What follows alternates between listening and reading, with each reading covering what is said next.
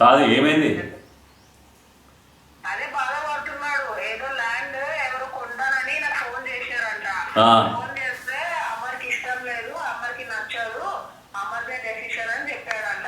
సరే అమ్మర్ నంబర్ నేను మాట్లాడతా అంటే వినోద్ నంబర్ ఇచ్చాడంట. వినోద్ నంబర్ ఇచ్చి ల్యాండ్ అమ్ముతావా అన్నట్టు మాట్లాడుతుంటే నువ్వు వాళ్ళకి అన్ని చెప్పావంట. చెప్పి పొటెన్షియల్ మొత్తం చెప్పమన్నా.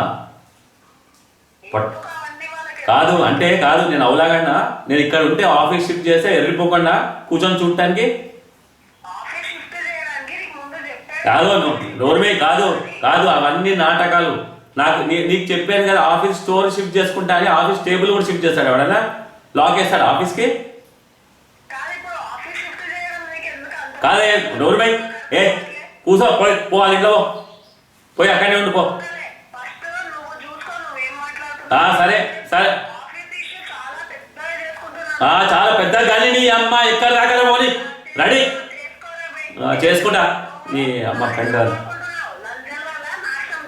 సరే లంచాల వల్లనే నాశనం కోరుకుంటా కానీ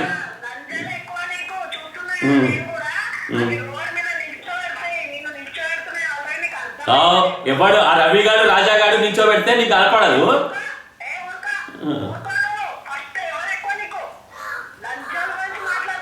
సరే ఆడు రవి గారు ఫోన్ చేసి ఎటు తిప్పితే అటు తిరిగే మనది అంతే కదా కథ.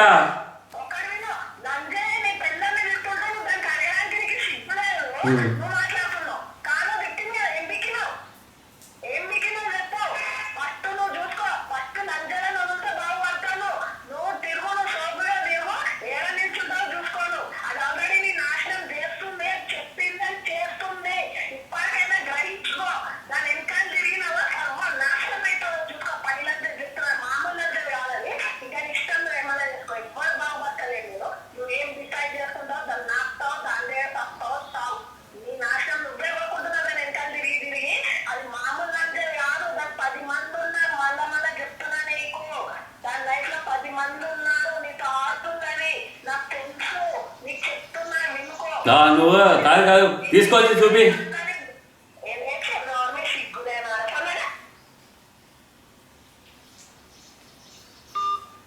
అరే వినోద్